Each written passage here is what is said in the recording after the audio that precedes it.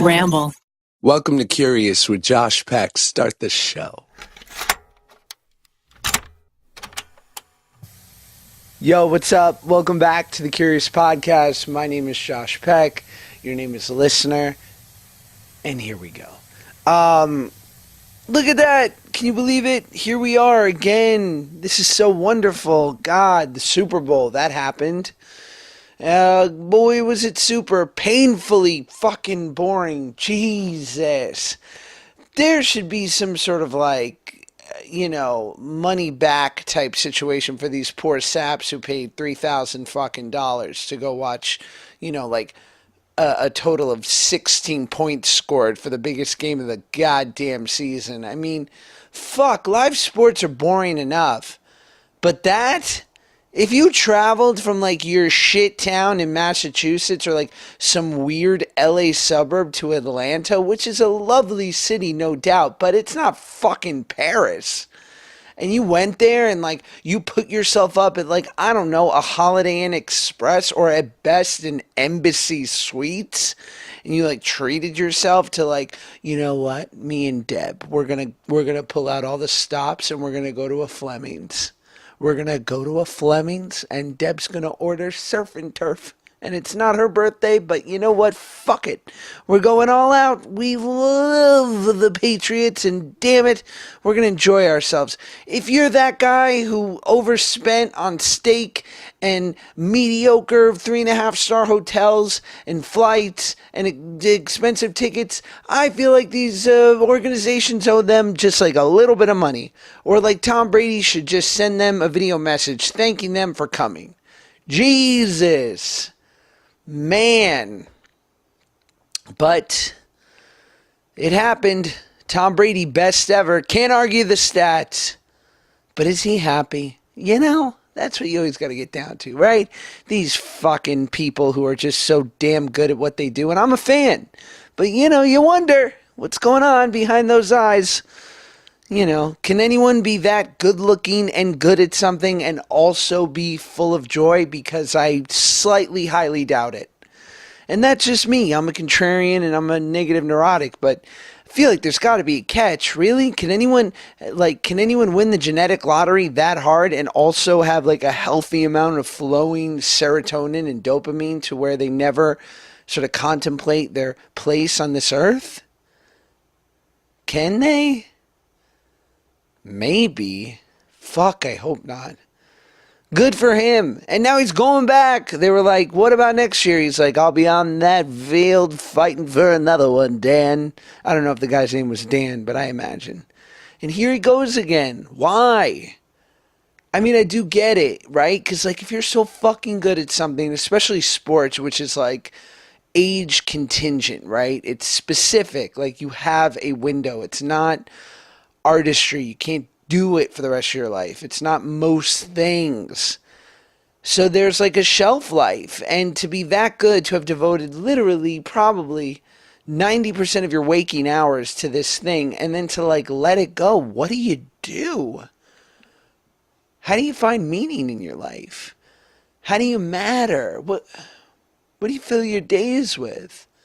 I mean, sure, there's all the bullshit, which I'm sure there's plenty of if you're a guy like Tom Brady or just whomever who eventually retires from a sport at the top of their game. I mean, you get to play a lot of golf, I'm sure, with some really impressive people. Maybe even the president. I'm sure, I heard President Obama and Larry David golfed. God love Larry David. I don't think he has a lot to do with international affairs. I think he's just, Larry David's awesome and Obama's awesome. And they were like, and Obama was like, Larry, let's hit 9 holes before lunch. I'll meet you at Riviera in Brentwood. We're going to play some golf. What's your handicap? 72? See you there. I don't know if that's an appropriate handicap. I don't know a lot about golf. But I imagine they had a great time just because they're both the best at what they did. And fucking don't write me. I'm a big fan of Obama and you don't have to be. And that's okay. But yeah, what do you do with yourself when you're done with that thing and you kind of can never go back slightly? Like Daniel Day-Lewis retired from acting, but at any point he could just be like, I unretire. But like if Tom Brady retires, I mean, yes, we hear these stories, but for better or for worse, at like 46, 47, his ticket will have been punched. He will be done with this thing. He won't be able to keep up. It just won't be physically possible.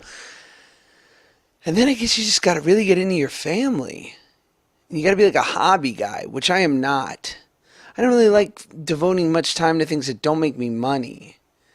And it's not that I'm like money obsessed, because there's not much that I want, but I'm just like built with that thing of like, if you're going to devote time to something, like make it quasi fun, but also like make it so that it can be, you know, hopefully contributing to your overall security on this earth, which for better or for worse is financial gain.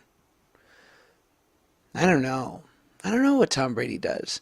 I always said, you know, I find it interesting because in my experience, and I know it's not everyone, but I see a lot of older people like in their 60s and 70s sort of, maybe not find God's not the right word, but like to become more religious or spiritual or what have you. In whatever vein that is. Maybe they grew up Catholic or Jewish and they become more so, or they like go on retreats and they just find some sort of spirituality or enlightenment. And my theory about that is that, you know, you spend your like 20s and 30s trying to validate yourself as a professional and sort of achieve prestige through achievements, through career and becoming a tastemaker and an ingenue and the talk of the town, the roll of the dice. I don't know what that last one meant. But, you know, you can try to be like a big deal. Or as the Jews say, a big macher. A big macher. And then you have kids, and then you spend the next 20 years really devoting a lot of time to that. And you give them all you got. And inevitably they resent you, but, you know, this is the circle of life. Because you're like, well, I'll let you resent me for a while, you asshole, because I'll need you in my 80s, and it'll be lonely. And more or less, you'll feel guilty enough to take care of me then when I need you. And so, like, you do that. So you make, hopefully, you've made enough money to survive, and you've achieved those goals, and then you raise some kids, and that was fulfilling. And then you get in your 60s and 70s, and unless you really want to fucking travel, what do you do? So then, like, it's like the last thing is to, like, find your peace with God in the world and, like, your place in it, because you're leaving soon. And you're like, well, I guess it helps to believe in God then, for sure. I don't really know. I believe in God. Why am I saying I don't know? Why am I ashamed to admit that I believe in God? I guess because it doesn't seem like the most logical thing. And most of the comedians I know, like, don't believe in that. And I like to think of myself in that class, or at least to aspire to. And I'm not sure there are, like, a lot of God-fearing comedians. Well, I think, like, you know, I hear Stephen Colbert's a really good Catholic, and there are people here and there. But for the most part, you know, George Carlin, Bill Hicks, these people, Mark Maron, I don't know how much they believe in God, but, you know, I believe in God, and so I imagine that will make, like, the slow ease out of this life and into the next, or whatever is. I don't really think there's anything next either. But I imagine it'll make it easier, you know? Because, you know, I think that if you've got, like, a couple breaths left on Earth, you don't want to be, like, taking them going, like, nothing. It was nothing. Meaningless. Or maybe you do. I don't know. I don't really know the answer to that, and I don't know where that was going. I just worry about what Tom Brady's going to fucking do when he retires. And is that so bad that I worry for Tom Brady? You know? But that's me. People worry about the homeless. People are out there worrying about poverty and world hunger and disease. And I'm here worrying about rich white men, because somebody needs to. Anyway, what else? Oh, I was watching, like, one of these Entertainment Tonight shows or whatever on Saturday night, because I've got a child now. So we spend many Saturday nights now with my in-laws, which is incredibly lovely, because we're so lucky that First of all, they're awesome, and secondly, that they're like down to help us with the kid who like really requires a lot of attention right now and is absurdly selfish. And I'm hoping he grows out of this, but nevertheless, it's a really great thing. But like my wife and I aren't having like the craziest social life right now. It's a lot of just chilling at home and whatnot. And so anyway, it's Saturday night, and we're watching Entertainment Tonight, and one of the guys is interviewing Jason Bateman, who's in a Super Bowl ad, and he's like, Jason, why? What inspired you to want to be in a Super Bowl commercial? And I'm sure Jason, I couldn't even hear at this point. I'm sure Jason Bateman had some like beautiful response ready that he like calculated in that brilliant mind of his to completely like satisfy the interviewer while also like adding some fun, charming spin on it. But what I wanted Jason Bateman to say was the money, dude. Money. Money, money, money, money. Fucking currency. Money. Fucking, they could have paid me in euros or Bitcoin. Doesn't matter. Lots of money because they have a huge budget for this kind of thing. And that means that these are the best commercials to get. And for a guy like me, I want to be in the best commercials and I've earned it. So I want to make the most money in the coolest commercial, which is why I'd want to do it on the biggest stage. And yeah, I'd probably do a commercial for like the Oscars or one that would play before the NBA championship or, I don't fucking know, like the season finale of American Idol. Like, yeah, there are a few things I would do a commercial for because I'm Jason fucking Bateman, and I'm not going to do a commercial that runs before CSI fucking Tacoma. So, the money. They pay me an absurd amount of money to do this. I don't know. It just seemed like a crazy question to ask. Like, it wasn't,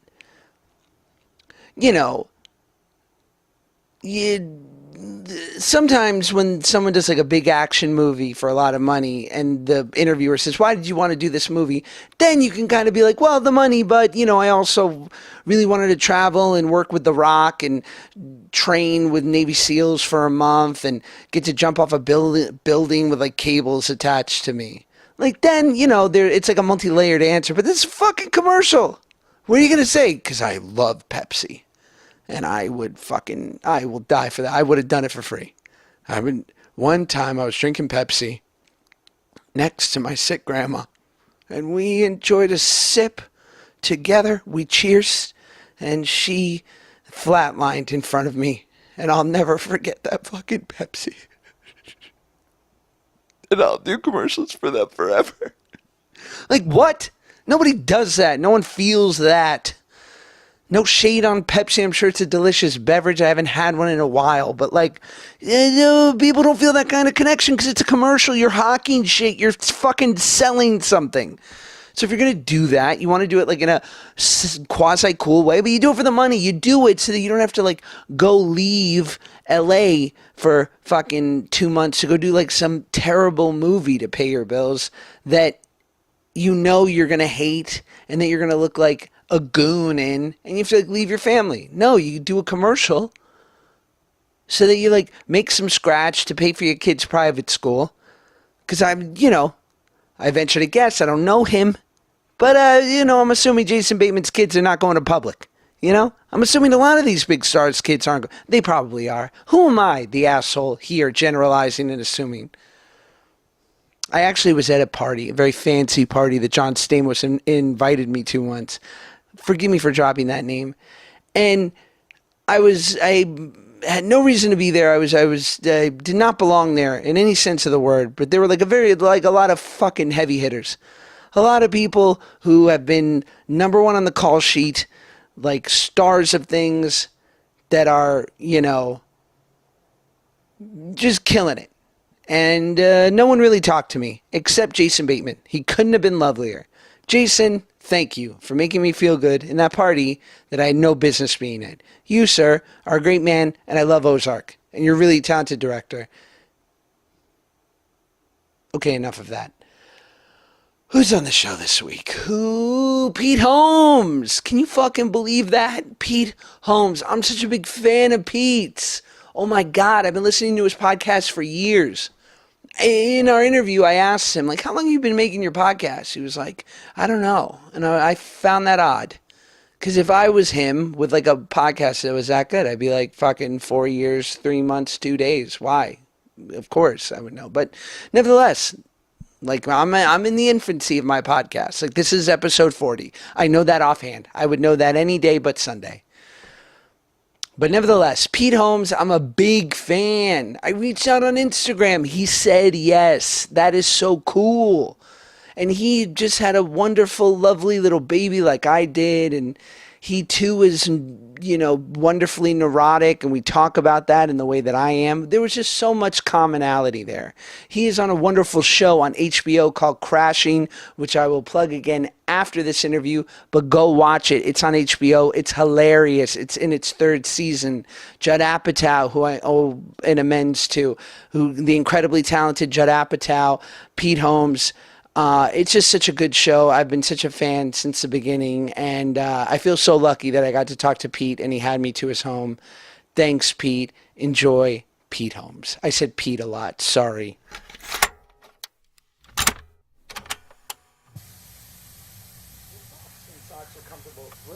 It worked. Look, I got like ninja socks. Yeah. Remember ninja socks? Yeah, of course. There's like a proper name for that. A ninja sock? Uh-huh.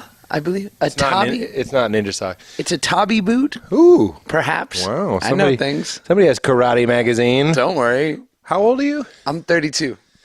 Oh, I guess maybe we're close enough that you remember like what it was like in the '80s, and you bought like karate magazines, Oh shit, yeah. right? And you'd be like, if I had nunchucks, like it meant a lot.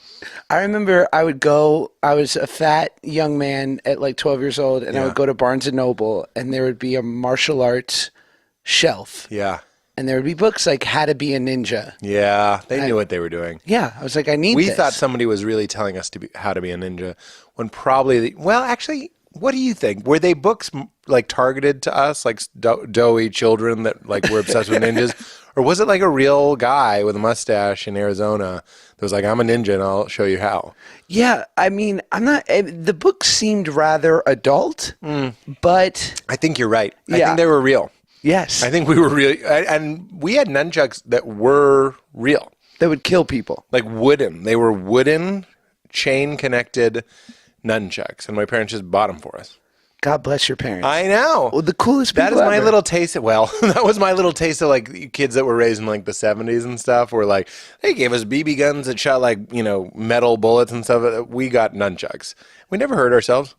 Yeah, Good for us new parents to keep in mind. Exactly. Like, you don't have to be that crazy. I guess. I mean, I'm not going to give her nunchucks, but it's a wonder that we didn't hurt ourselves. anything close, slingshot. Size. Yeah, I'll give her size. I can support that. Or what about like the ones that were like a sharecropper's tool, and they're like the stick? With Oh the my bended God. sort of On a blade? chain? Yes. Who knows how to wield that?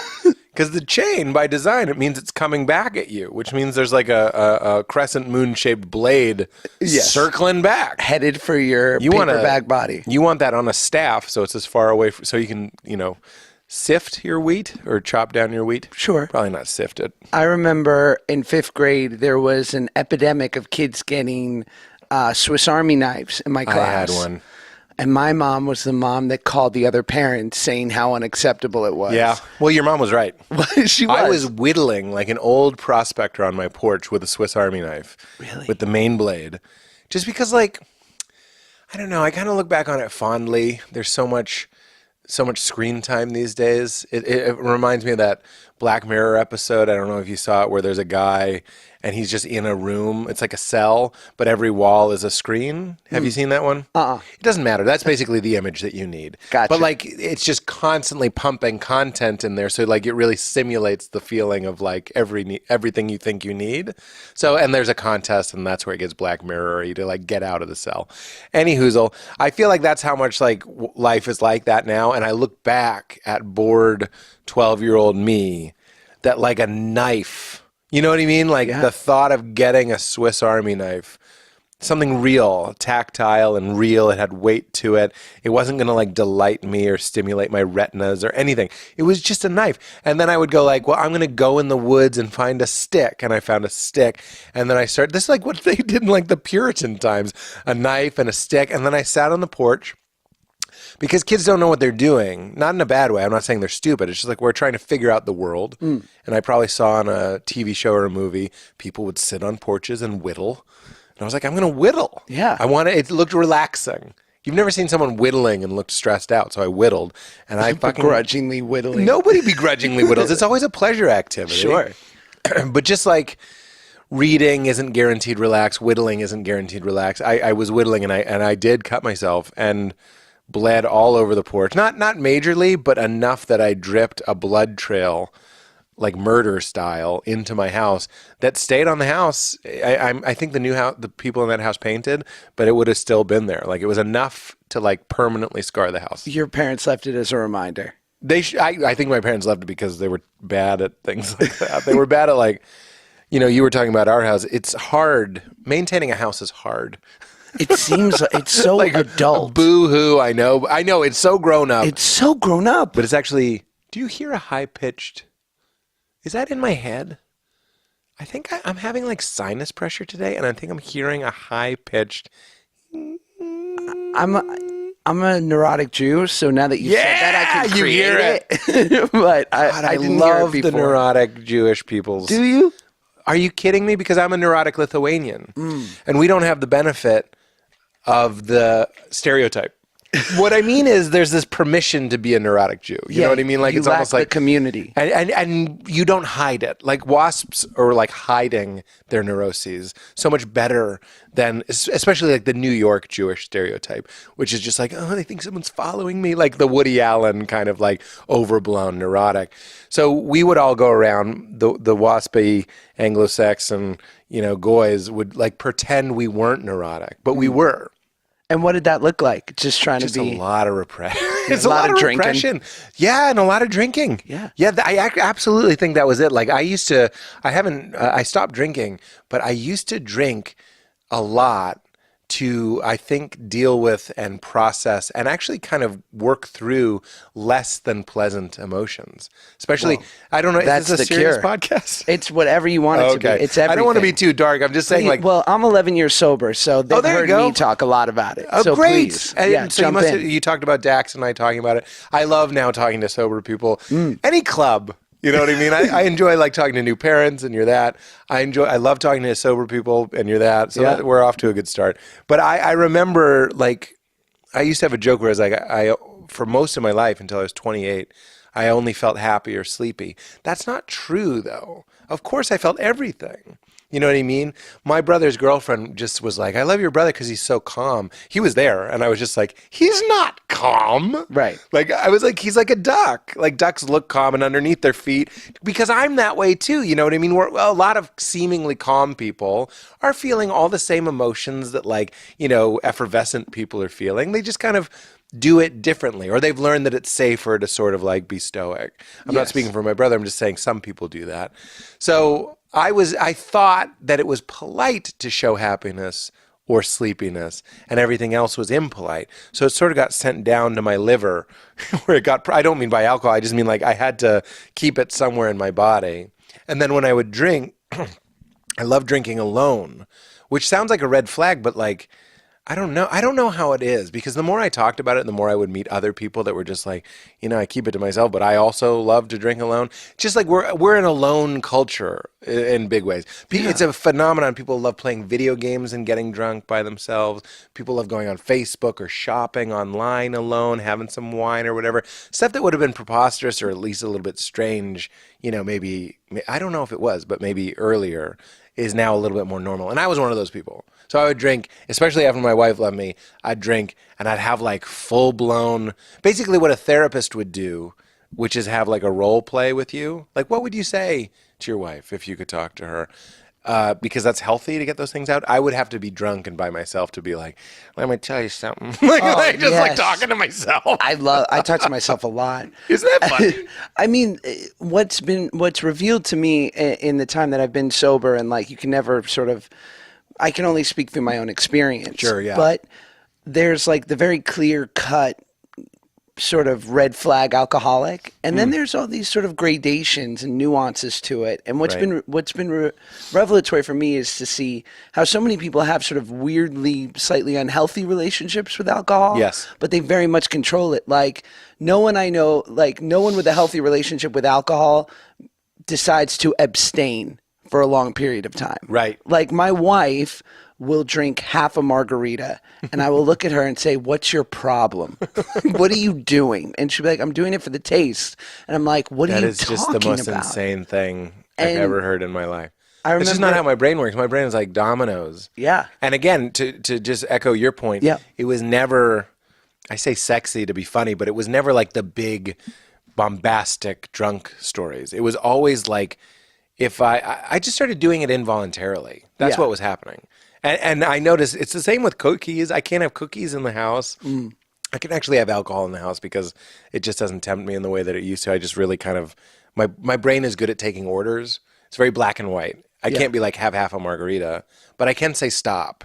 But if you say go, it's like, all right, let's go, like hard forever. Yeah. Like I never had a beer that I didn't want to chug. I was like, why am I sipping this? What am I, Sam Adams? Yeah, it's You know what I mean? This is stupid. What am I enjoying the hops? Exactly. Yeah. Get the feeling in you. Yeah, you drink for effect. You drink for effect. It was that's why I liked liquor. I was like, what are we doing? Just get it in you. Coffee too. And espresso. I drink espresso. Actually, espresso has less caffeine, but you know what I mean? Like I want to drink a small amount of something so I'm not bloated.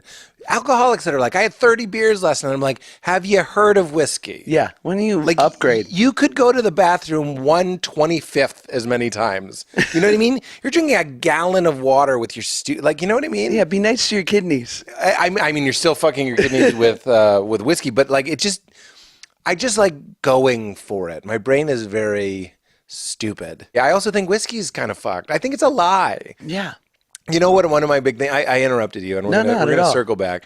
But the idea is, if you're following a narrative of happiness, go for it. If there are people out there, I'm sure that just have like really potentially. I'm open to the possibility that they have wonderful relationships with alcohol. It's not a thing for them, or maybe they even drink it in excess. It's just like it's working for them. Okay, that's fine. My biggest thing is like if you're telling yourself a story of what it means to be happy, and you're acting on that story, just ask yourself, did you write that story, or was it given to you? That's my biggest thing in all of life. You're chasing something. Was it your idea? That's all. Well, I'm fascinated by the people who drink successfully and do it well. And I people tend to do that thing which kills me. It's like when you win a gold medal at the Special Olympics, when you tell someone you're sober for 10 years and they go, "Good for you." Yeah, right. God, It's like a condescending. sometimes they want to cheers you, like, Right. because they don't know any other way to deal with it. And then, but when I'm watching someone really kind of getting a little loose and having a glass of wine or two, Yeah. and becoming more social, and I can really see them enjoying themselves, and that they're not going to wake up the next morning wishing that they And had regretting it. another bottle. Yeah, I hear that. But here's what we're doing now is we're speaking to my brain, and my brain is flawed. Yes. I really want people to. I don't care what people do. What I do is I separate myself from my brain. So I like to speak in terms like my brain is a little bit stupid, or I know how my brain works, and my brain. So it's not right or wrong. It's just the story that my brain tells myself goes that people that are drinking alcohol. It paints in these big black and whites. I don't buy it. If they're just like, it helped me be a little bit loose, I'm like, just wait 20 minutes. You go to a party and you're tense and you have the glass of wine, and then about 25 minutes later you're loose and you're having a nice chat. Okay, be a scientist. Go to a party, have a control. Have a control element to your experiment. Go to a party the next night, same group, same kind of feeling, and don't have the wine and see if you feel better in 25 minutes. Then we can start talking about your data. You know what I mean? Yes. Was it the wine, or was that a story? This narrative that we've been sold, like just like red wine and Netflix. It's like these people don't love you. They don't fucking care about you. The vineyard owner doesn't give a shit about you. Yellowtail doesn't give a fuck about you. Couple of wines doesn't care about me. Francis Ford Coppola fucking hates you. I'm just saying But Sophia Coppola is a fan. She's okay. And Roman's kind of on the fence. The Coppola family, it's you're going to find some hits and some misses when it comes to liking you. Fair. What I'm saying is, like, don't mistake. Like, I'm all for freedom and liberation, and I'm all for, and that's what we're talking about. Like, when you're loosening up in a party, you're having some internal mechanism where you're green lighting your own being, your own thoughts, and you're allowing your own comfort and stuff. And when people start monetizing something that, like, will get you there, as somebody, so I haven't been drinking for over a year. I'm not like a pro at being sober. It's only been about a year and a couple months or something, but yeah, I can go to party, have a great time. That's what I mean. Who told you that story? Was it Anheuser-Busch? Because guess what? They don't give a fuck about you. You know what I mean? But it goes so deep, right? Like, there have been winos and drunks for sure. millennia, right? So we've always been, like, to your point earlier, I found, and I had a buddy who would always say this, like, when you talk about alcoholism, and if you consider it a disease, the best way to describe it for me is it's a disease in that it reveals itself in my dis-ease. Yeah. I'm uncomfortable. Yeah. I've had these natural trigger points, these coping mechanisms that are deeply embedded since I was a child. Yeah. And because of that, in my adult life, because I'm no longer that powerless child anymore, but I've brought with me all this wreckage and dysfunction, it makes me uncomfortable. And I found this beautiful elixir. I get it. That has this immediate sort of anesthetizing effect. Absolutely does. Yeah. And you actually touched on something. I think a lot of alcohol is nobody tells me what to do. And I'm like, there's that feeling like I'm going to have this and nobody can stop me. So it's the feeling of liberty. But really, what I'm trying to challenge in myself is that isn't real liberty. You know what I mean? Real liberty is saying, I don't want this product that was sold to me through billions of dollars of advertising and lots of ways that it's framed. I talk with Val all the time. I love Mad Men.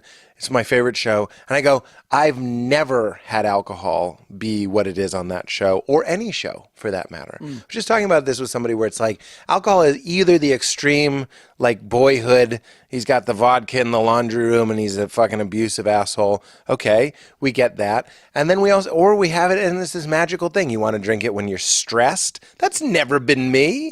You got a job interview, better have a martini? Are you fucking kidding me? I gotta focus. You gotta, like, be in your body. Then you drink it when you celebrate. I don't even think that was, like, something that I did. When I had a good feeling, I was already having a good feeling and, like, compounding it with alcohol. That's what I'm saying. That was just a story that was told to me. They were like, alcohol, it's for when you're stressed. It's for when you're tired. No, it's not. It doesn't help you sleep. You're getting up to piss. It can only stay in your body for about 90 minutes. You're going to get up in the middle of your sleep cycle. It's a lie is what I'm saying. So but to go with you, as somebody who also inherited psychological baggage, as we all do from our families and stuff, I also saw in my parents them using alcohol in that way. So it stands to reason that I would do it, and even looked forward to doing it. And it did, quote unquote, work. You know what I mean? When you and I both enjoyed it, what we enjoyed about it, and if I do miss anything about it, it's that it would shut off my brain, right? I always said to Val, we would burn the day. Like, I'd be like, I just want to burn a day. And that would mean, this sounds real. I don't care how it sounds. The way that my life is, I work at night. I work all the time. Like, we're doing this, then at night, go out and do a show. So sometimes the only time to really, like, be reckless would be during the day. Sure. So would start drinking at, like, I don't know, noon, 1 p.m. It didn't matter because I would get drunk and then take a nap, and I'd wake up sober. I wouldn't drive, but I would be fine to do a show. I didn't do that often, but what I wanted to do when I was going after that was turn my brain off. And it did do that. I wasn't really able to obsess and to, like, circle my thoughts as much. I was way more capable of enjoying the movie The Expendables. You know what I mean? Since I've stopped drinking, my movies have changed. Like, the type of movie. You know what I mean? You don't have that. I always used to get drunk and I'd be like, I'm going to get a gun. Like, you'd have these different thoughts. Like, something was, like, taking its control over you.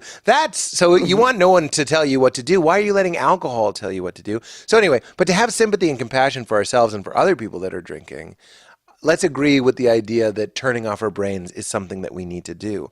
I would argue that there's better and less harmful ways to do that. So Yes. let's agree that that's a good thing to do, to turn off and get away from our minds. Let's agree that alcohol can do that, and that's why I went to it, and that's why I constantly went to it. And then let's agree that there are other ways to do it. One. Yes, my pee was outstanding. Oh, good. Yeah, man, booze. Booze. I clearly Booze. love talking about it. I mean, it's a fascinating thing, and I think for me, what was revealed was that there was just diminishing returns. That alcohol worked beautifully for a short period of time, and then it just so didn't. That's what Val and I were just talking about, man, is the idea. It's always like chasing the dragon, right? There are those perfect times. I was just telling our babysitter, actually, Katie, I was like, there's one of my happiest moments was I dated a woman who we drank a lot and we smoked cigarettes a lot. And I'm like, I can still, I don't know if you have memories of feelings. Like I can see where I was and stuff, but I can actually remember the feeling. And I had never really gotten day drunk on Manhattans and smoked, I think it was Marlboro Parliament. Lights. Something like a real cigarette, you know what I mean? Yeah. Like a fucking nasty, just disgusting Just goes cigarette. so well together. I remember that hitting my brain and going, oh shit, like this is it. Like, so Yep. nicotine is an upper, obviously it's like a mood elevator. It's but don't forget the smoke is also like making you a little bit off axis. It's like, it's a weird thing to inhale one of our natural enemies in small amounts. So it gets you high, you know what I mean, in a way. And then the alcohol, the down and the up and the two great tastes, it tastes great together.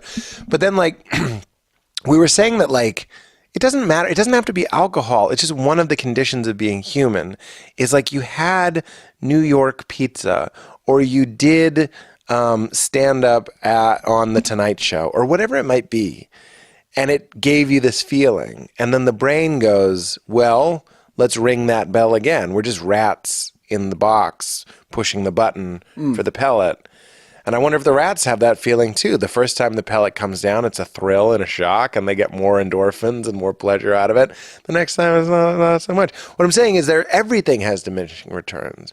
We've all had like the pancakes that for some reason, whatever's in pancakes, your body just needed. You needed that decadence. You needed that fuck everything. I'm having pancakes. But for like 5 bites. You can't eat that whole plate. Pancakes are it's the worst bait and switch ever. I agree. Yes. Well, there you go. That's also you're chasing the dragon of pancakes even when they work.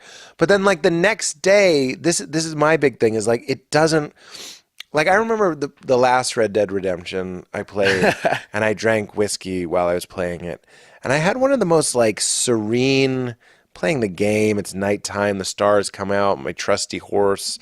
Fucking campfire. It's all in the video game, but like I had the warmest, happiest feeling of bliss. It wasn't just drunkenness, it was bliss. So what do? The next day, 2 days later, maybe that weekend, you try it again. Why doesn't it work? Because human beings are Rubik's cubes, man. Like what's going on inside you is more than a Rubik's cube. It's like 50 million Rubik's cubes. Moving constantly. These are our emotions. These are our memories. These are what you dreamt about last night. This is how somebody looked at you on the street. This is the weather. Today it's rainy.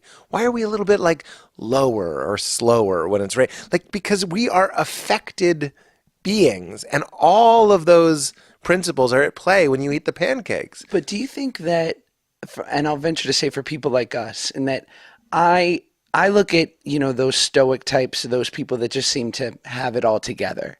And what I've come to realize is like, I don't think it's that they don't feel the ups and downs to life the way I do. It's that they're less reactive to it, that they've accepted the fact that this is life, that to embrace joy is to embrace suffering, that it's all impermanent, that the highs and lows. That's very sweet of you. My feeling is different. Tell me. You're like, I totally disagree. My feeling is it could be that. I remember Elizabeth Gilbert did my podcast, and she told a story about a guy going off to learn to meditate. He went to India or something, an Irish guy. And he came back after, it's a story, so it doesn't matter how many years. After 5 years, he becomes like a master meditator. He's tranquil and he's peaceful and he comes home. And his dad, his da, is looking at the fire and he's chewing on his pipe. And the dad says, why do you learn to meditate, son? I do this stupid voice. And the son says, to calm my mind, Dad. And then the dad goes, I already have a calm mind, son. And you know what I say to that? Bull fucking shit. Yeah. Shut the fuck up. Obviously, I'm projecting the people like that I've known. This is a story, so we don't know. So we you can't think know. everyone's like you? I think that's a great question. And no, obviously not everybody's like me. But the stories we tell, right? You're saying maybe they've just made peace. That's a pretty active way of becoming serene in the world, that they've realized that life is suffering and that there's impermanent. I don't even know if they realize it on that level. They just have their disposition. They're just like, what are you going to do? Their feeling is like, what are you going to do? Yeah. Some days you feel like this, some days you feel like this. I still got to go to the store. Yeah, that it comes a little bit more naturally to them. That could be. Let's agree that that's one of the possibilities. And let's agree that one of the possibilities that some people, some Irish Daz, do just have calm minds. Okay. I also think that there are people, I don't underestimate our mind's potential. Huge systems, huge bureaucratic blocks of real estate in our mind devoted to denial and suppression. And that's what we're talking about is like, so we give ourselves these little things, cigarettes or coffee or alcohol or action movies or whatever it might be, is to like give our brains something to make us feel good all the time because there's so much that you don't want to think about. So that stoic, like Nick Offerman plays him in the movie. Sure. You know what I mean? Yes. There's Nick, and he's just at the diner. He just gets his 2 eggs and his 2 bacons, and he doesn't think about where those things. He's not like a fucking LA hippie that's like, well, the nitrates, and he's just eating his eggs. Yeah. It's an interesting thing. I'm open that he might just be smooth and still like a stone, but come on, man, he's still a human. No one's getting off scot-free. I remember, I remember asking my shrink this after seeing him for, over 15 years and it's working. And I remember looking at him and go, be honest, are there just some fucking happy people? Not that you meet them because all you see is sick fucks all day, but are there just some people that aren't contemplating their place in this world and thinking about the fucking abyss? And he looked at me and he said, yeah. He's like, I think there are some people that just don't look as deeply, and they're not without having momentary, moments of anguish and acting out to a certain level, but it's not to the degree in which you do it. See, I wouldn't trade places with those people in a million years. In fact, because I think, I don't think that's real happiness. I don't think blocking out huge swaths of existence and just being ignorant is bliss. I don't think that's real happiness. I think real happiness isn't a new car and just loving every movie that you see and having pizza on Fridays. I don't think it is. So what is it? I think it's liberation. It's realizing what we're doing here. It's waking up from the dream. It's not just playing the game and playing it for good points. Look at all the happy points I have. I eat ice cream and I don't even care about the calories. That's not happiness. That's walking around in a coma. You're Mario in Mario Brothers and you're looking at your points. Wrong game. Realize you're in a game. Realize that something's playing you. Wake up, you're pixels. The mushrooms are pixels. The question blocks are pixels. The bricks are pixels. Your enemy is made of the same thing as you. That's bliss. What I'm looking for is a happiness that's not contingent on your circumstance. Because those people, even if they are just happy because they have their morning paper and their coffee and this and that, those things can all be taken away. I'd really like to have a happiness that transcends space and time and circumstance. But are the ends the same in the respect of whether it's your version of that or the other pizza? It's really what I keep realizing that I'm not including in these conversations is whether or not you believe in reincarnation. If you believe in reincarnation, the game is very, very different than if you don't. Because you could say, okay, well, let's not believe in reincarnation. Let's think you just die and it's over. Then maybe you could convince me that like just being just a happy, simple guy, or woman, just kind of doing your thing, and you just kind of always got a smile on your face, just sort of sweet and fine. And then you die, and you're not even afraid because you're just like, oh, it's part of life, and you just die. Then maybe that person does win. I think there's something more complicated and mysterious going on here, and I think there might be. I'm very open, let's say, to the idea that we keep doing this until we figure it out.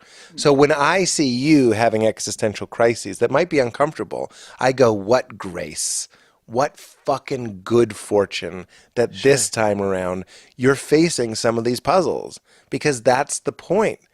Maybe you already had that. As a thought experiment. I'm not saying this is how it is. As a thought experiment, I would wager it's possible that you and I both already had lives like that and nothing was learned. Guess what? Another time around. And we keep doing that and doing that and doing that until you realize that Mario isn't the point and that it's all made of the same ones and zeros and you got to suck yourself out of the game. As long as we're defeating Bowser, that's all I care about. You have to realize you are Bowser. I am. Fuck. I had a feeling. I'm not Toad. You don't put Toad on me. No, Toad. You're Toad too, man. And the princess. It's all pixels. Fuck. But I guess... Was Bowser fucking her? Okay, listen. Like, what's going on there? Yeah. Why does he want her? It's very interesting. Because he's just withholding. I don't know. Because as long as your happiness is contingent, okay. On the By the way, material Mario world. I will call bullshit on me because my happiness, I'm not there at all. I look at enlightenment as happy for no reason. Happy because you're just aware of being, of the miracle of being. And we can get little tastes of this. Those moments where you don't want anything. You're just there. You're just here. You're in the park. You're merging with a tree or a flower. You're having a beautiful transcendent. What are you transcending? You're transcending the trap of what I need. I'll be happy if I have coffee, or I'll be happy if I have a nap. You're just there, and you're in infinity. You're not waiting for infinity when you die. You're in infinity, and you're participating with it, and you're lost. That's happiness. And it's not because you're like, I got a raise today, or I won a scratch off, or like, I don't know, those pancakes really made me feel good. Fuck that. That's an endless game. That's what we were doing when we were drinking, chasing the next thing. And that Nick Offerman character, make no mistake, seems pretty simple, but in my version, I'm making this guy up. You know, he wants his chair and his TV. You know what I mean? He wants something. And I'm not there. My happiness is so linked to Valerie and my baby and being able to express myself and be able to create and you know, I fucking travel and do nice things. So I'm not there. I'm just saying I'm aware and have seen the potential of something else, of getting out of the game. Yeah, we just have another ad for you guys, so get excited, because, you know, like, why not, right? What do you think podcasts are free? Well, technically they are, but we have overhead, all right? So here we go.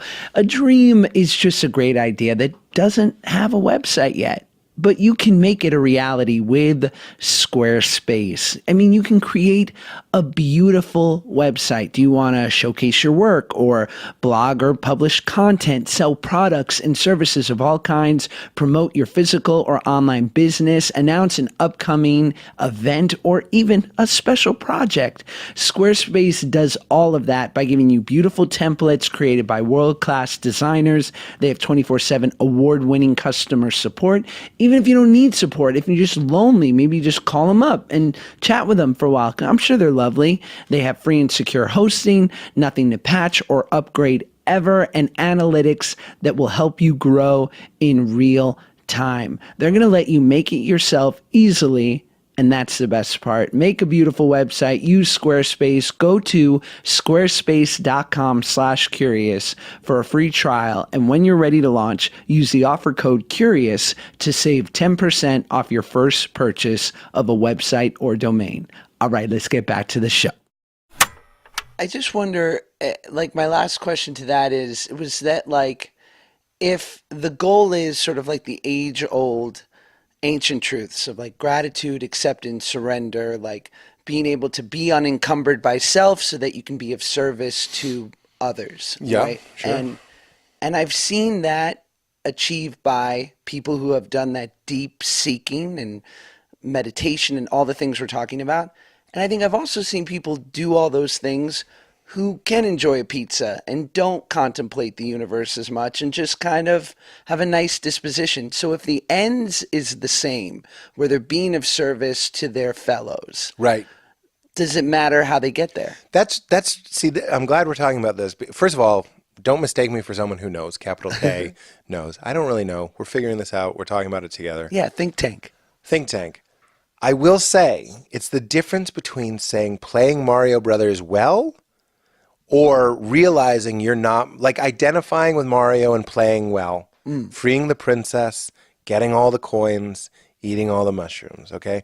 That's your thoughtless, or what's a better word? Unconscious, but still good achieving, still good deed doing thing. That's how I see that, is that you played the game very, very well. To me, the next level would be to play the game very, very well, but realize you're not Mario, you're the guy with the controller in your hand. Sure. That you're outside of it. Because if the game is about some sort of higher realization that we've all tasted, everything was given to you. You have no name. You know what I mean? There's no story. A ladybug doesn't know it's Italian. You know what I mean? You ever look at a lady? I was in Italy. I saw a ladybug. I was like, this ladybug doesn't know it's Italian. So much has been put on you. You are awareness. Your consciousness. You're up here. You feel it. Yeah. Generating outside of you. You didn't ask for it.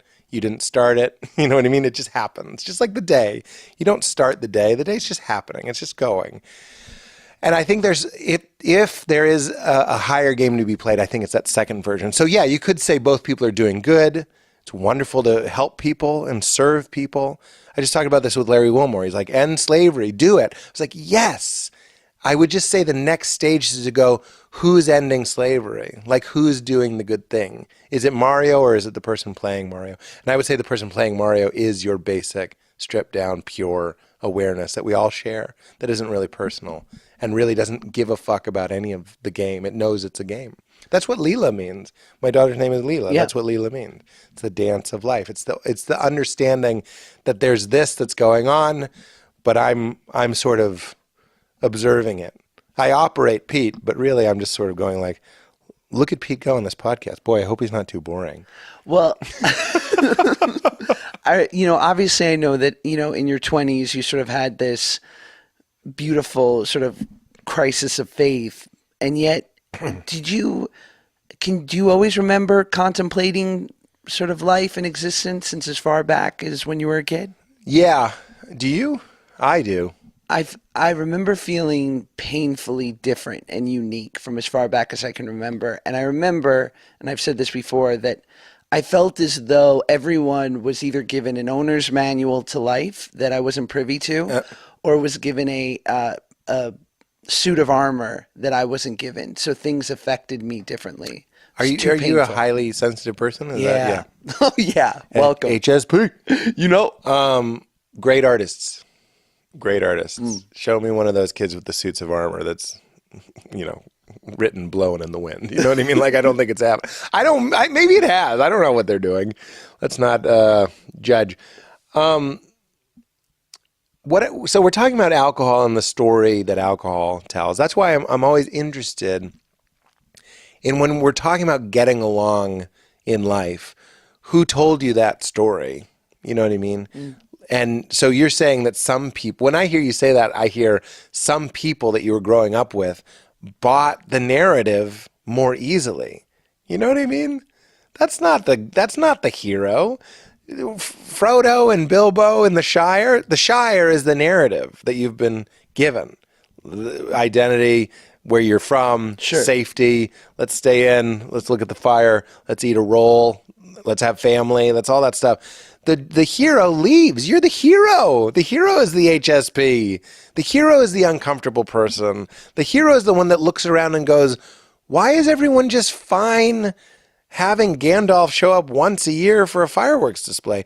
That's why I'm saying it's grace. It's a gift to be uncomfortable. It's a gift to be itchy and strange and to feel odd, because that gets you out of the Shire and that sends you on the journey. And on the journey, you actually wake up to like, what was it that you were what was it that your friends bought into so easily? And they can do that. Not everybody's going to be a hero, but what wonderful grace and good fortune that you are the hero, that you get to go on this journey.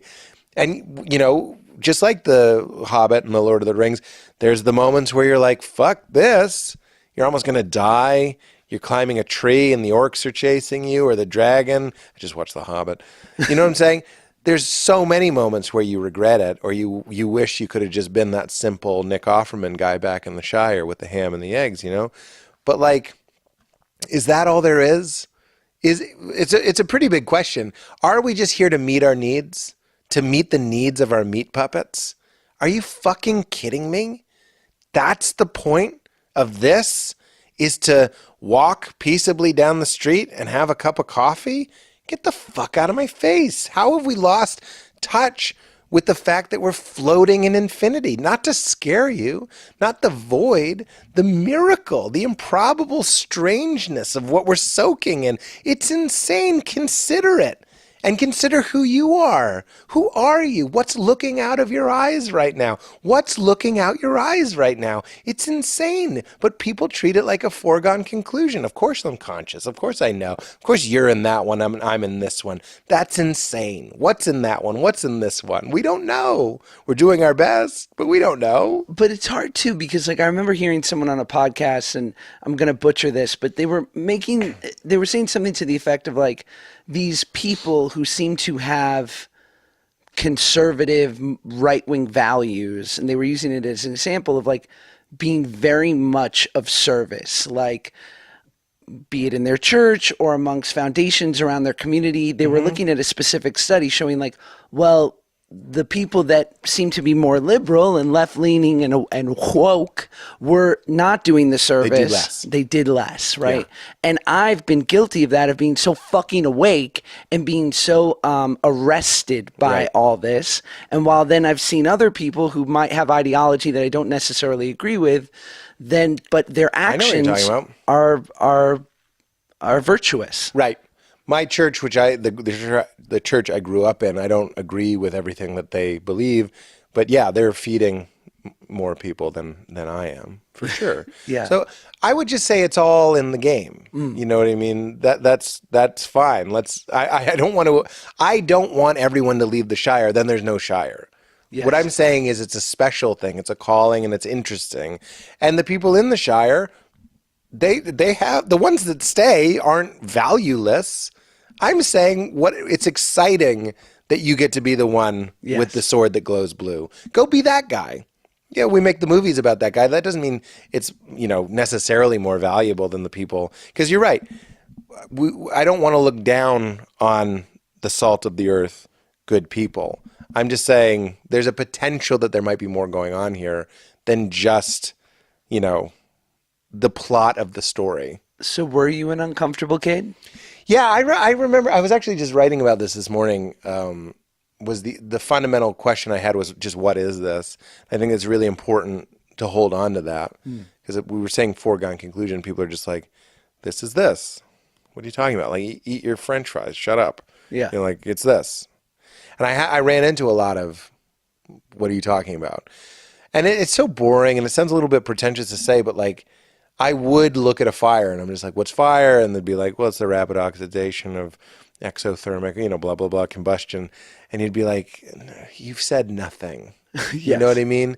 You've taken a concept as wild and as abstract as fire, and we've sent it through our brains, and we have these ways to recreate and reproduce and split, and the scientific method and Greek logical thinking, left brain thinking. It's wonderful stuff. But there's this other part of me that still aches, which is for the esoteric and the mysterious, and not looking for an answer necessarily, but the question of what is fire taking me to a place that felt familiar, that felt good to be in. Not bad, void, cold, dark, death, just contemplation of a basic thing. It could be a flower, it could be fire, it could be you, me looking at you. Any sort of thing like that would take me to a place. But I remember doing that when I was a kid, and that would manifest in like being very interested in UFOs and very interested in Bigfoot very interested in like afterlife experiences, like near death experiences. These are all just sort of like little slivers of possibility of like, if that, then this, and if this, then what does that mean? If this guy was abducted by an alien, what does that mean? You know what I mean? That's a big question, and it's way easier to talk about like a Marvel reboot or to eat a Cinnabon. But I think it doesn't have to be overwhelming. We can go in comfortable in our unknowing and just sort of feel the experiment of like, well, if there's aliens, what does that mean? When's the last time you had a Cinnabon? Most important. I don't eat Cinnabons, but there is a place. Oh, you're a vegan. I'm a bad vegan. Right. I've You look actually great, been- by the way. No bullshit. I appreciate that. You look good, man. Thank you. Yeah, Svelte, they might say. I've been intermittent fasting. Me too. What's your window? No way. Tell me everything. See, two LA jerks, not helping anybody. Exactly. Intermittent fasting. It is. I haven't talked about it on my own podcast. It is the easiest thing I've ever done in my life. Right? I actually like it. I told you that my brain is good at taking orders, so I can say stop drinking. I have to give it intel. I have to give it data Right. to say here's why, but it's persuadable. And with food, I realized I was like, I am a vegan, and I eat a lot of like plants. I'm not like a bread vegan.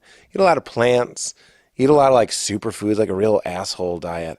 But like I was always like pretty soft. I wasn't uncomfortable with it. I was just like, what's going on? Yeah. I don't really like exercise very much, but I also wasn't like eating. And then I stopped drinking and I was like, well, I'm going to lose a lot of weight. And I didn't. And it was because every night I'd like get a jar of peanut butter and just kind of like nibble on the peanut butter. Have like a half a jar some night, like Ooh, a calorie It's dense. a ton of calories. Strong. Or I do with hummus, like all sorts of things that are vegan and fine, I guess.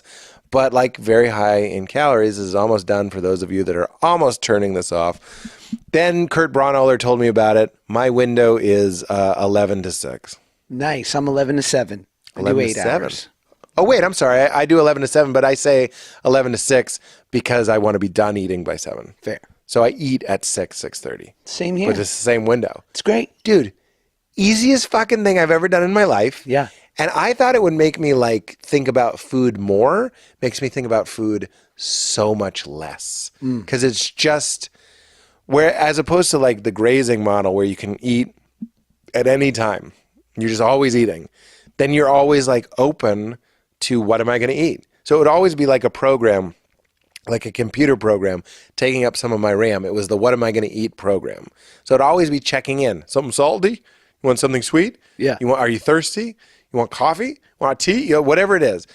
And now I just go like, it's 8:30 a.m. and we're not eating until 11. And it goes, aye, aye, Captain. And it just goes away. So that program closes. The RAM is freed up. I can use that RAM. Here's the best thing to use it for. Nothing. Just empty space. Just like nothing is going on. The brain can relax. We're talking about alcohol. One less thing to think about. And then I don't feel a panic to eat during that time. You know what I mean? Like today I didn't eat until maybe 12:30. I'll still stop by 7. And then it works out to usually about 2 meals a day, and then I feel less bad if I cheat or something. So that, to answer your question, now Val and it's made my veganism worse because I feel like I'm being healthy in this other way. Sure. But there's this place that we go, and they have this toast. It's like I forget what it's called, but it tastes like a Cinnabon, and it is the best thing I've ever eaten in my life. And we actually talk about it when we eat it. It kind of goes back to what we were saying. We were like, I feel like most people will go most of their lives, their whole lives potentially, without eating something that is this delicious. Oh, fuck. You think about the Nick Offerman character that we've created. I'm like, he won't. And would he like it if he ate it? I feel like he would say Cinnabon's better. It might be better. Cinnabon's fucking delicious. Cinnabon is delicious. But have you ever had Fresh Brothers? Their vegan pizza with the fucking impossible meatballs on it. No. Treat yourself one of these days. Oh my God. Get excited. And it is so much better than a traditional fucking meatball pizza. my God. Because it's somehow like I feel like I'm hacking my taste buds. Yeah. And then it's literally like attached itself to all the delicious components to what these things are. Yeah. So it's just satisfying you on a whole other. I would choose it over a normal pizza. Whoa. I can't believe it. I believe it. And I eat that. I eat the animals, and yet I'd still do it. Have you been to Crossroads? Oh, it's great. It's the best. It's a bougie vegan restaurant. Bougie of LA. veg. Now we're really getting unrelatable, I guess. Fuck them. But if you're- President Clinton goes there. Does he? Ellen DeGeneres. President Clinton goes there? Yes. Get the fuck out of here. I think it's weird. Yeah, he loves it. Well, he might my. not still be, but remember he had like a quadruple bypass because he Right. loved McDonald's Right. and became a vegan for a hot minute. That's hilarious. Well, Val and I were just there. We like to go for weekday brunch. Weekend brunch, actually, the menu isn't as big. You go weekday brunch or lunch. We call it brunch because it's usually early. But they have like Impossible Burgers on the menu now. They usually have a special one. They have the fast food one, then they have a special one. Yes. It's the only place we go where we take a bite and then you like just sort of have that moment of like, what? Delivered. You just, you've been delivered. Yeah. Well, yeah. So as much as we can talk about like the trick is getting out of the game, man, sometimes it's just great to be in the game and go. It's the Matrix. Remember where Joey Pants eats the steak and he goes, "Ignorance is bliss." Oh, yeah. That's that moment for me. I eat the burger and I go, "I'm glad I'm here. I hope I go around again. This is fun." I just want to eat a steak with Joe Pantoliano. Yeah. I mean, the way he pronounced "hua" in The Sopranos. Hua. Shut up, you fucking hua. Oh I was my like, God. He that's was so such powerful. a scary character. But it's true, right? Like now with, that we're both fathers, like Yeah. it's very much in quotes a part of that matrix when I get home and I'm bogged down with self and my career and what's going on with me. And then, this kid smiles at me or his version of a half smile because he's only 5 weeks Yeah. old. And it distracts me and gets me out of self. Yeah. And that's still that catnip. And yet it's like a welcomed sort of beautiful escape from self for a hot minute. Yeah, I maybe there's a bias here, but I'm like, I think it's pretty valid. I do too. You know what I mean? I Yeah. think you could look at your baby as a great teacher or a teaching, either way. Yeah. Is the idea that like I think of Leela like this all the time. You want to talk about self and you want to talk about the stories that you're believing and you want to ask who wrote those stories. And then I look at my baby and she has no agenda. You and I both have, I'm trying to have less and less as I get older, but we both have agendas. I try to have as few as possible, but a lot of people would be like, I'm a man, I'm an American, I'm a Bostonian, I'm a Red Sox fan, I love my mother. You know what I mean? Don't you dare say a word about my mother. It's like a big story you carry Yeah. around. I think that's an interesting one to challenge, actually. When someone who doesn't know your mother says something about your mother, like who told you that? You know what I mean? Why are you getting caught up in someone who doesn't know your mother calling your mother a hua? Like, Sure. why? What are you doing? Don't you see that there's an opportunity there to be like, wait, what? Why am I a puppet with so many strings on me? No, you have to avenge them. Exactly. Yeah. But then, so I'd like to have as few strings as possible.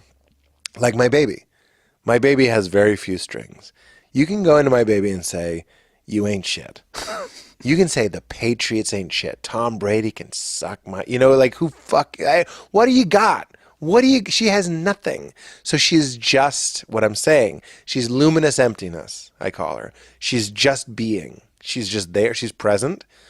We took her, unfortunately, we had to go to the emergency room. She had a urinary tract infection. They can get that young? Yeah. Jesus.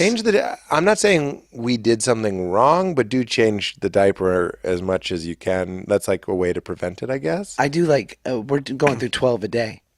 That's a lot. It's a lot. Yeah. So, you just want to make sure you're cleaning. Well, you have a boy, so it's a little bit different. So the little baby vagina can hold poop in there a little bit. You have to be more careful with the vagina. Jeez. Yeah, it's Terrifying. interesting. Although I suppose your baby has a little foreskin, I'm guessing, or was he circumcised? We chopped Yeah, you're it, chosen. mutilated it. You're chosen. Yeah. Which, by the way, I felt more comfortable about after your conversation with Jay Duplass, where you talked about sort of like the ceremonial aspect to it, and that if you're going to do a silly thing, at least have a little oomph behind it, That's like so a bit of a funny. story. Yeah, have a cultural identity tied to it if you're going to do something like that. I remember it was 10 a.m. the day after my son was born, and they're like, we're going to take him for the circumcision. And to that point, I was very cavalier, thinking like, of course we're going to do it. I'm a Jew. Yeah. Like, it's harder to clean, blah, blah, blah. And then the moment they take my son out of my arms, and I'm like following them into the little mini operating room, I'm like, this is barbaric. My stomach just dropped. I can't. Because what happened, we took baby Lee to the emergency room, which is not what the Clooney showed us on TV. It's not like the doors barging and you get immediate. It's just a nighttime hospital. Yeah. With a 2-hour wait, and everybody's very relaxed. You know what I mean? Like, you're just kind of sitting with your sick kid, and she was fine. She just had a fever, and we got a little concerned. We were pretty concerned, and our doctor told us to go to the ER, so we went to the ER, and they gave her a catheter, which sucks because they have to test your pee. That's how you do it. So they put this little catheter in her tiny vagina, and my God. I know, and it was the worst. It was really bad. I felt like an upkick of dad energy. Val often has dad energy. It's just the one that's a little bit more cut and dry. The borders aren't bleeding out as much. Less emotionally available, I guess. This is one, like cleaner. Sometimes I have the more mom energy, but in this instance, Val was like really traumatized by it.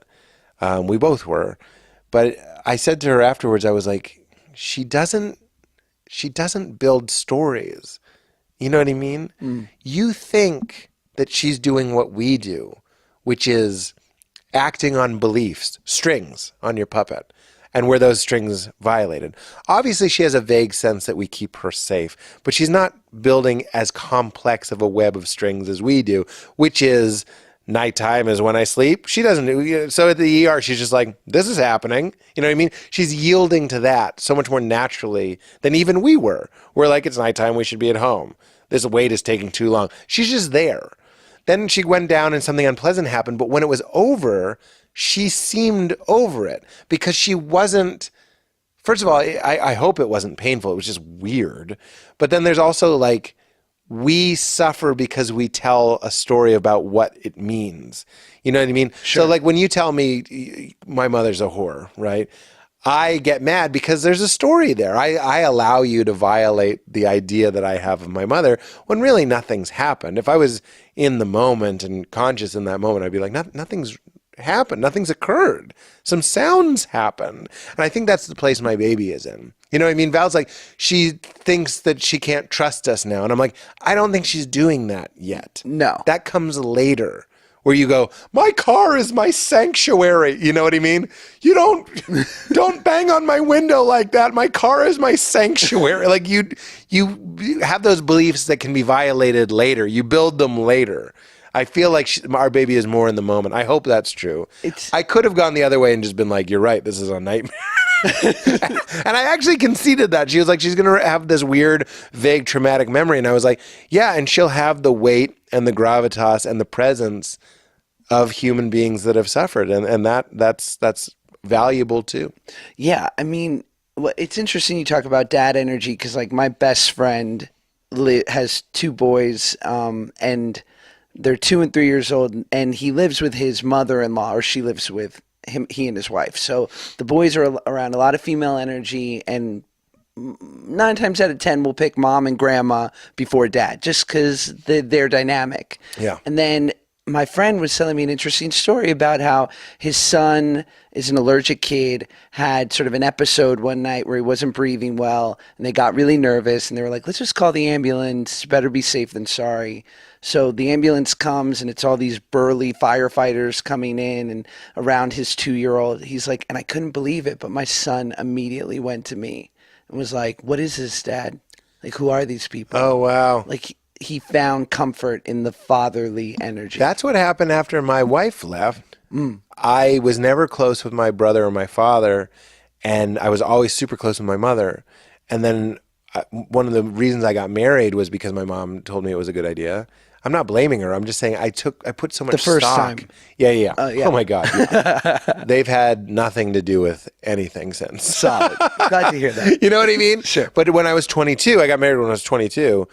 My mom at Chili's telling me you should get married was enough for me to be like, I'm going to get married. Were you guys eating jalapeno poppers? We were eating the chips and salsa. Great. Never ending. What an real amazing thin offering. chip, real sweet salsa. God, there's Not only too one. sweet, but There's it's only good. one Chili's in LA, and it's in Encino. And Just you letting you go know. all the time. I've not been there. We ate so many of those chips, and we held hands and prayed, and they dropped the check while we were praying, which I love. Because you imagine the waiter was like, "Ah, fuck." Of course. Like, Oh, what I've do been I the waiter that do? dropped the check while people were praying. It's never fun. You're like, oh, fuck. All right. Oh man. And you know you're only going to get 10% because they often don't give more than they give the Lord. That's actually not true. When I was identified as a Christian person, or in the church, let's say, I was a good tipper, so that's not necessarily true. But was there moments having such a religious upbringing where, like, you can remember seeing the strings or seeing holes in things? Like, what was the first time that you sort of became hip to that? I think there was always, through it all, there was a gnawing feeling that we didn't believe what we say we believed. Because, like, as a Christian, okay, so if I had met you, my faith would have told me that you were going to hell. Right. And I thought it was weird then that I went to school with a lot of Jewish kids. It was predominantly Jewish. Why then wasn't I using every second of every day to try and tell you the good news? You know what I mean? Well, because I can only speak for myself, and I believe that there are people that maybe had more conviction than me. But my church had a lot of answers for that. Like, God works in mysterious ways is one. So, like, I would be like, why would you ever be a cab driver when the only thing that matters is what happens? You're either going to marshmallow sandwiches and ambrosia on a cloud forever, or you're going into a furnace forever. So this finite period of time, 80 years if you're lucky, what is that in the face of eternity? 80 years to eternity. Nothing. It matters nothing. It's nothing. Yeah. It's nothing. It's a blink. It was a blink. It's not even a blink. It was nothing. So why pursue anything other than telling people this information, these thoughts that I wanted you to also have? Jesus Christ is the Son of God. He died for your sin. Just think that. Please, just think that and have that in your head and you'll be okay. Then go to the baseball game. You know what I mean? But I didn't see that fervor because that looks insane, to be honest. It's not good optics for the faith to be on. Some people do it on Outside the Vermont. Staples Center. Yeah, go down into Koreatown, people with the bullhorn and stuff. And our church was like, that's not really effective. We do it this way. And maybe they did believe that. But for me, I was like, if we believe that this is real, that hell is real and you're going there. You. Yeah, I'm ready. I call it Jew Club. Jew Club Med. Oh my God. Jesus was Jewish, don't forget. He really was. We all kind of are Jews. Actually, and that's so funny. Every time Jesus is asked like an ethical question, especially by like a Jewish person, he tells them to be a good Jew. You can put that in your cap. Really? Yeah, he's always like, what does the law say? Is what he's always saying. What does the law say? Wait till I send that out to the Mishpucha group chat. When I was in Israel, but I mean, your surroundings change how you interpret things, and there were so many Jews in Israel, and so that's a discrepancy, right? When I was studying in Jerusalem, we would find ourselves finding more Jewish sympathetic interpretations of the same text because there were so many of them, and now they're our reality. In the same way that a pastor has a gay son, and now he's a little bit more lenient on the gays. Well, which was it? You know what I mean?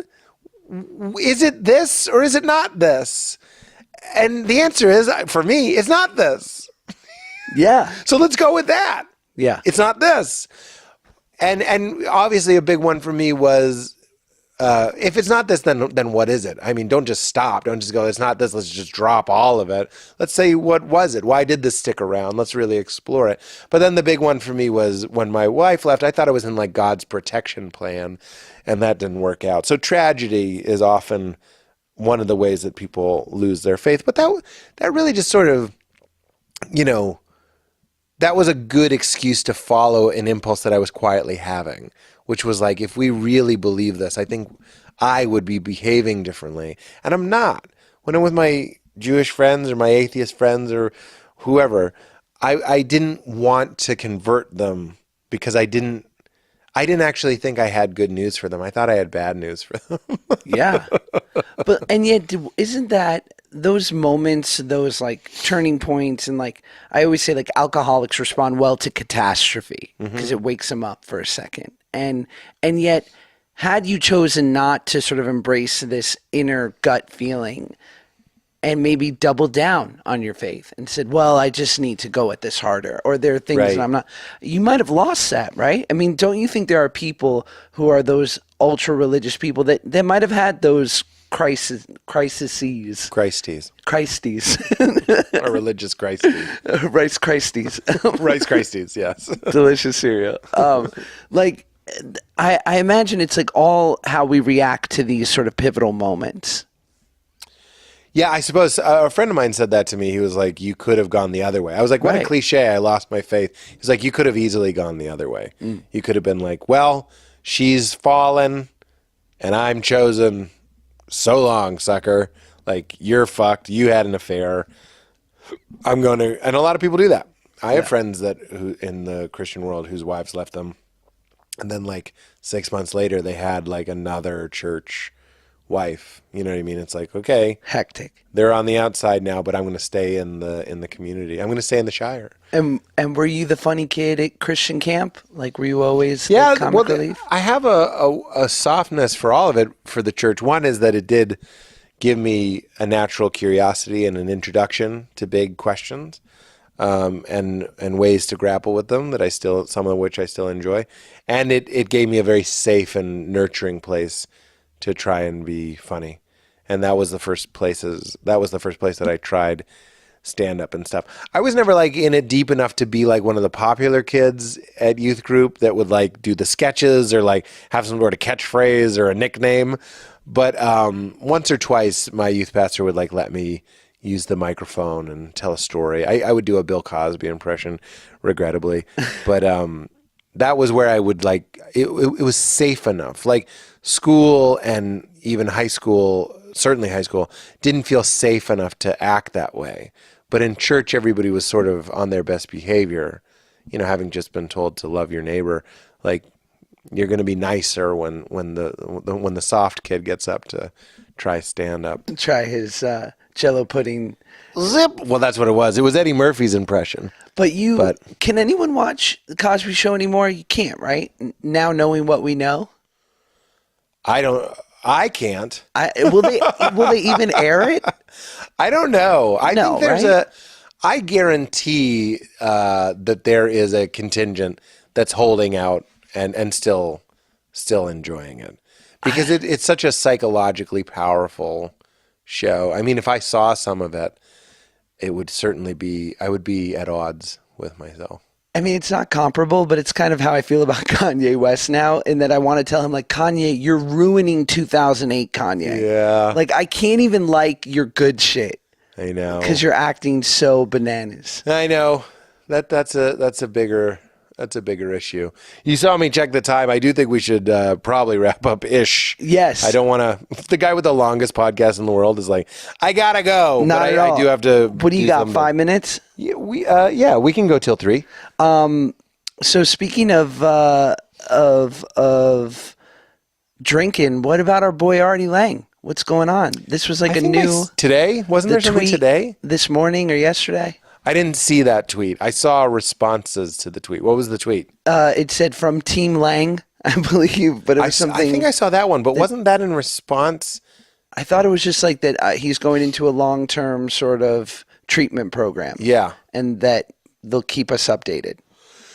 I mean, me and Judd Apatow, who produces my show with me, we've always thought we've always said to Artie, it's like, just go into a long program. Yeah. Like, it sounds like you've had your struggles in the past, and obviously we lost Harris to addiction and stuff. These rehab programs, I'm not an expert. I'm just saying they sometimes seem too short. You know what I mean? Like, just in my own limited experience, I've been like, who says, I should have asked Dr. Drew when he did the podcast, what is it? Is it 3 months or something? It's like you go for 3 months. Some 28 days, some it's like a year. court-ordered, yeah. With my not fully informed fantasy for my dear friend Artie is like a longer thing. This seems like a big deal. Let's not give you the like, well, you know, you can do this for whatever the court thinks is right, even though it seems kind of short, and then we'll let you back into the world. I think we need, a new infrastructure. You need like a real fresh start. So if he is going into something longer, that's my best idea. You know what I mean? Like, because nobody knows more than Artie that he needs to stop. Like, he knows. And nobody wants, I think he wants to stop. I just don't think he can. So he needs help, and he needs more than like the little dose of help. He needs the big dose of help. So I hope that's what this is. I remember on the first, and I'm such a huge Stern fan, so I've tracked his sort of life over the last 15 years. But I remember on the first episode of Crashing, and when you guys are sitting eating pizza and he's doing his sort of monologue and thinking like, fuck, this is so good. Oh, yeah. It's like not fair. I know. Like how good. And I think I remember hearing you talk maybe on your pod about how like he had come to the audition and didn't even do the lines. Yeah, that's true. And that Judd would sort of tell you to start like, just start embracing, like, get stories from Artie and then write around that. Yeah. To a certain extent, right? Totally. I mean, nothing in that pizza place scene was written. I'm happy to. It was all improvised?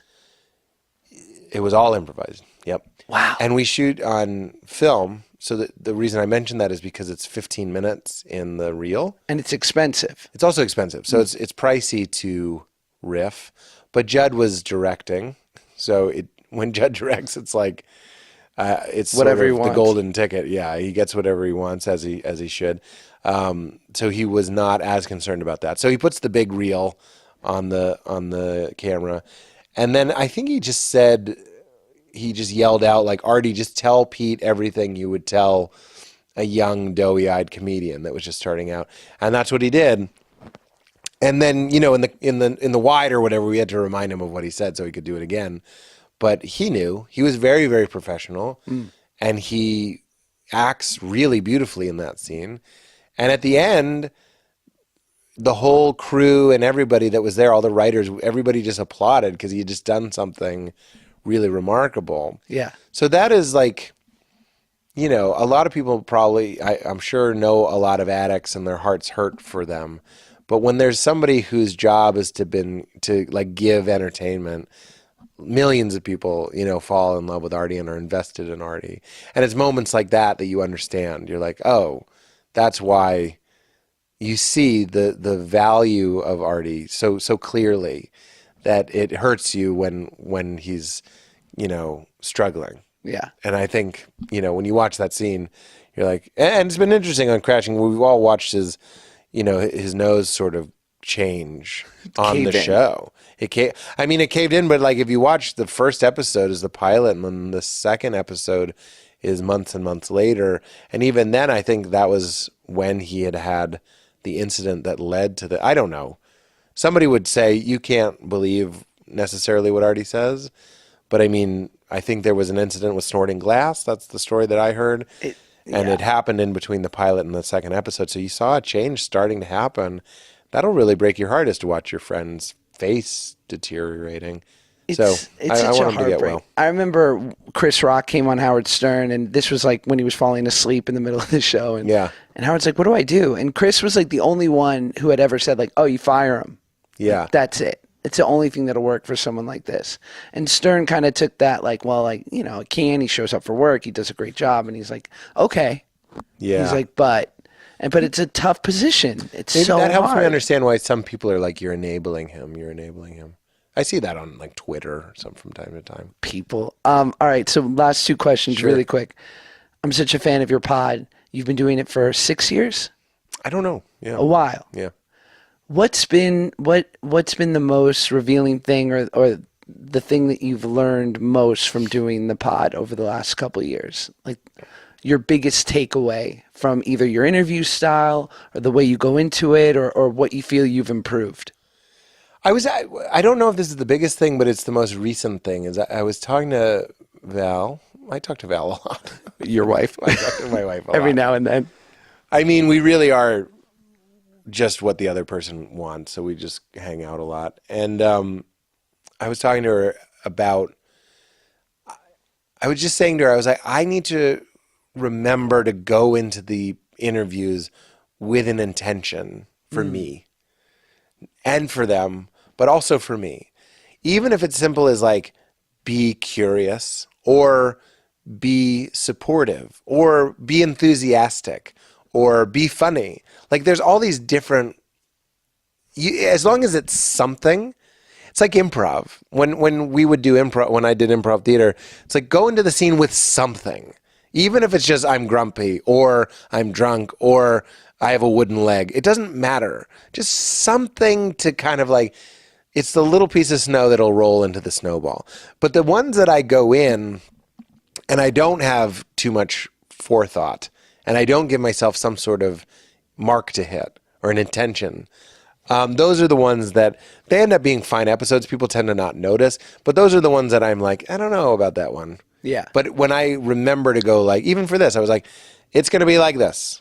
And then at least I know what I'm aiming for, and that helps me get it. So the power of setting an intention is really, really important. And also taking a moment to consider how do you want the guest to feel is really important. It took me a long time to realize why often when you do other people's shows, they tell you how grateful they are to have you or whatever it is, because that puts people at ease. You know, these little cues to tell them that they're welcome and that you like them and that they're safe. Yeah, or you can you remind want them them to win. You want them to win. This is our show. Yes. Like you could say the most racist, horrible thing. I'll take it out. If you don't like it, I'll take it out. Like I'm not here to swindle you. Totally. And then everybody kind of dissolves into it a little bit more naturally. I remember driving over here and being like, oh, man, he's always quoting Ram Dass and Richard Rohr and Rob Bell, and I don't know any quotes. And I'm like, I don't know any quotes. I'm like, going to relate. I'm like, well, we're both seekers. Seekers. Yeah, got it. Okay, let's do this. Well, there you go. There's your intention. Yes. I'll go in and be a seeker. Okay, last question I asked this of everyone on the pod. What are your one or two Pete Holmes commandments, truths that you have discovered that you would want to impress upon someone else? Well, I'll give you the most recent one is every time I hang out with my family, specifically my father, and I love my dad, but I get a little glimpse into how his brain works sometimes. I'm talking about my brain, and I got my brain from my parents in part. And whenever I hang out with my dad, I always want to write on my mirror, don't forget you might be wrong. So that's a really important one. Because what really turns me off is when people resign to how they are or to how their lives are or even to how they think. So the idea of like, don't forget you could be wrong. It's another way of saying, don't believe everything you think. I know you think it. I know you think it.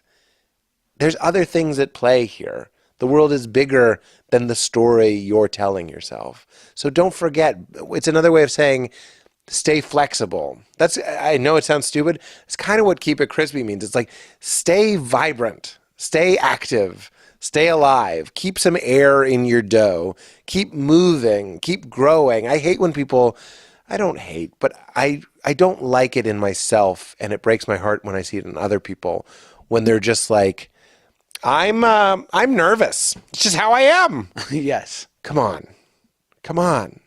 Life is long. I'm Let's work on socially that. awkward. I'm That socially kills awkward. me. Sorry, I'm always saying things that hurt people's feelings. I have a diagnosis. Yeah, exactly. Yeah, Exactly. Like, who You've cares? labeled it, and your brain is like held on to it. We're so much more like water than we think. We're redefining ourselves in every moment. Every day is a new opportunity, and our brains are tricky, but they're not who you are, and we can work with them. Sometimes our brains take us over, but I like to think of my brain as an employee, and if it's fucking up, we're going to work on it. We're going to give it new ideas. We're going to give it new people. We're going to give it new experiences. We're going to read new books. We're going to listen to new podcasts. We're going to watch different kinds of shows. Some benefits. Let's watch some good things. Yeah. Let's fill it with some light, because it's a work in progress. Who you are that you're so sure of isn't who you were 10 years ago. You know what I mean? It wasn't you when you were a teenager. And when you were a teenager, you were pretty fucking sure that's who you were. So don't stop. Don't believe everything you think. Don't forget you might be wrong. And don't stop. Peter Holmes. Peter. Thanks, buddy. I Thank you for appreciate having it. me, man. Awesome. That was it. Peter Holmes, as I like to call him. What a great conversation, no? Yes? Thank you. Watch Crashing. Here comes the second plug. Crashing on HBO. Treat yourself. What a viewing experience. I love it. Third season out now. Thank you, Pete. Guys, have an incredible week. I know I'm going to try to.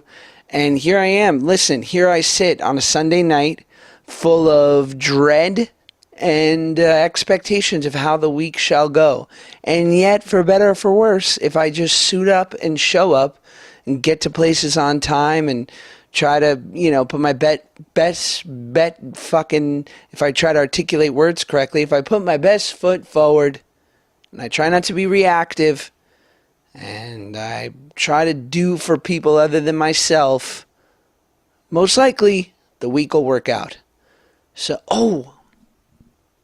I wanted to share something before we go, and I'm so glad that I remembered.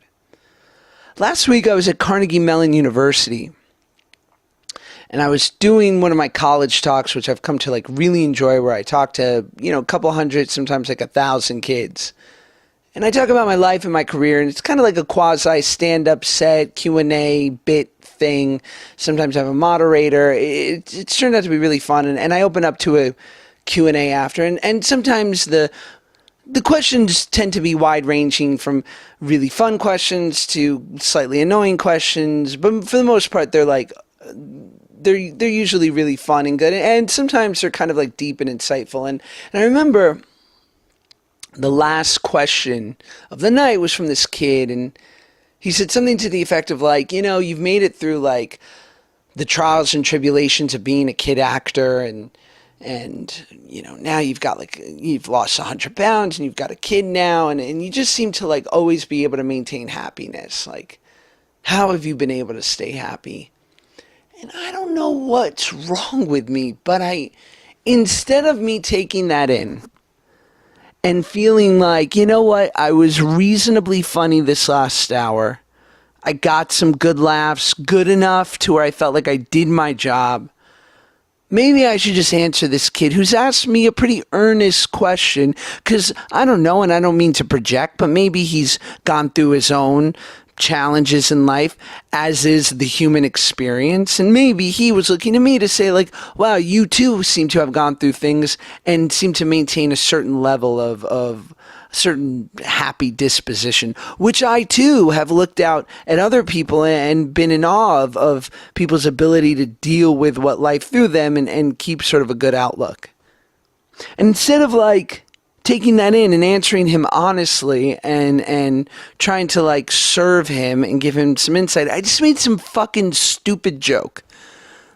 Because I'm so, I don't mean to I'm not going to kick this shit out of myself because I'm okay. But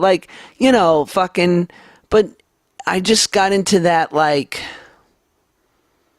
need, this bottomless hole thing where it was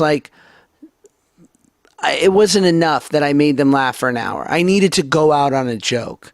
I couldn't, let this moment sit. I couldn't sit in the in-between.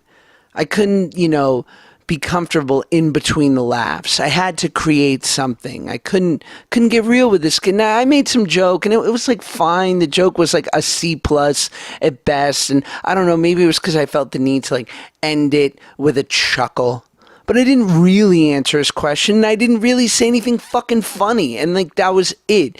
And the night still went great, and I'm sure it didn't sit with the kid. I actually met him after, and he was lovely, and if you're listening to this, dude, it was great meeting you. And I don't know, I just felt an instant connection with you, man, because it seemed as though you, Pete was talking about, and we were just similar folk. Like I just sort of, I don't know. I saw someone who's like walking the same path, someone with a similar ethos. But it was something I felt like I needed to look at. Like, you fucking, why can't you just let go for a minute and be okay with the silence? And that you don't have to people please this crowd because like you did your job. And sometimes it's like not always about being like the clown and super funny and like, oh my God, please laugh so that I know I'm okay, that I know I'm of value. Like maybe it's okay to be quiet and earnest, and that, you know, a life experience like the trials and tribulations that we all go through, and in sharing that and identifying is how we make it all worthwhile. I mean, that's it.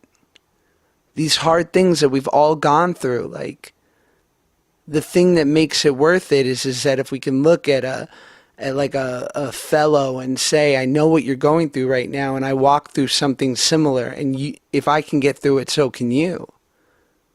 You know, the power of like, forgive me too. And I was going to make a joke right there, but I'm going to abstain and take my own fucking advice. So anyway, have a great week. Love y'all. Thank you so much for listening. This is a pleasure. Love you guys. Bye.